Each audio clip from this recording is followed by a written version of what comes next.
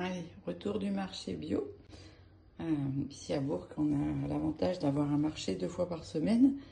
Et sous le marché couvert, on a des produits bio, enfin des maraîchers bio.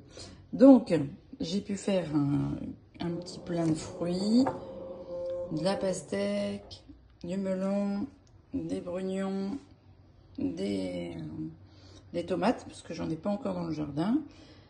Quelques légumes aussi que je n'ai pas dans le jardin, comme des courgettes, du concombre, des carottes, des cébettes énormes, une jolie salade. Les miennes, elles sont pas encore tout à fait, elles sont pas encore aussi belles, et un chou.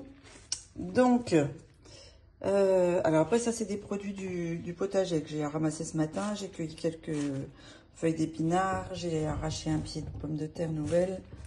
Enfin, oui, tant qu'elles sont nouvelles, j'en profité. Et puis de l'ail frais qui est déjà bien sorti de terre. Donc, j'ai cueilli ça ce matin. Et puis quelques groseilles. Donc, je vais vous faire des recettes avec tout ça.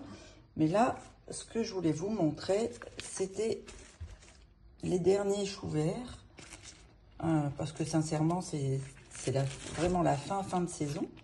Et avec ces choux verts, avec ce chou, demain, je vais vous faire en direct une recette de choux lacto-fermentés.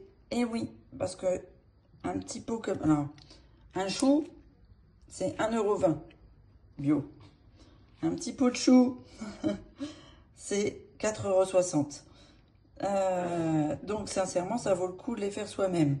Il sera non pasteurisé, il sera riche en fibres, il sera riche en micro-organismes et cru et lacto-fermenté, non pasteurisé. Donc ça va être parfait. Parce que si on regarde l'étiquette, alors c'est un peu trouble.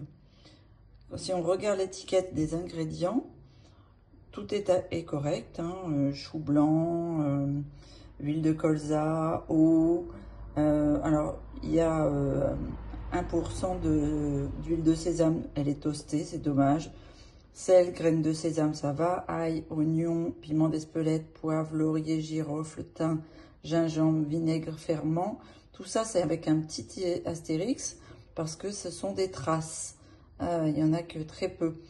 Donc, ce qui m'ennuie, c'est qu'il y a un petit peu de vinaigre, il y a des traces de vinaigre. Et nous, dans le nôtre, il n'y en aura pas. Et surtout, la différence de tarif, quoi. Parce que le gros sel gris, ça coûte combien, hein? Donc demain, je vous apprends à faire du chou lacto-fermenté. Ça vous va? Allez, petit direct du jour.